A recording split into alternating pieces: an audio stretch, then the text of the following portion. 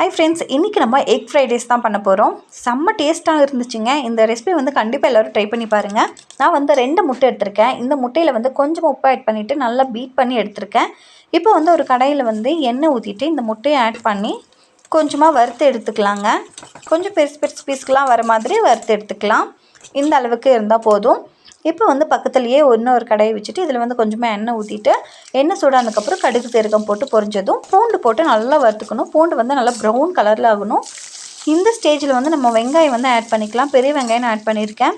இதை வதங்கினதுக்கப்புறம் carrot beans ரொம்ப குட்டி குட்டியாக மெலிசாக கட் பண்ணி இதில் ஆட் பண்ணியிருக்கேன். இப்போ தேவையான அளவு உப்பு போட்டு நல்லா மிக்ஸ் பண்ணிக்கணும்.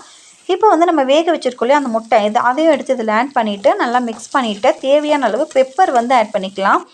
நம்ம காரத்துக்கு வெறும் பெப்பர் தான் ஆட் பண்ண போகிறோம். நான் குழந்தைங்க சாப்பிட்றதுனால நான் பெப்பர் கம்மியாக தான் ஆட் பண்ணியிருக்கேன். உங்களுக்கு எவ்வளோ காரம் வேணுமோ அந்த அளவுக்கு நீங்கள் பெப்பர் ஆட் பண்ணிவிட்டு நல்லா மிக்ஸ் பண்ணிவிட்டு தேவையான அளவு ரைஸ் நம்ம இதில் எடுத்து போட்டுக்கலாம். சாப்பாடு இதில் போட்டதுக்கப்புறம் நல்லா மிக்ஸ் பண்ணி எடுத்துக்கணும். அந்த மிக்சிங்கில் தான் இருக்குங்க அந்த டேஸ்ட்டே. நல்லா மிக்ஸ் பண்ணி எடுத்துக்கணும். நம்ம அடுப்பை ஆஃப் பண்ணிவிட்டு அதுக்கப்புறம் நல்லா மிக்ஸ் பண்ணி எடுத்துக்கலாம். இப்போ பாருங்கள், செம்ம டேஸ்டியான உதிரியான ஃப்ரைட் ரைஸ் தயார்.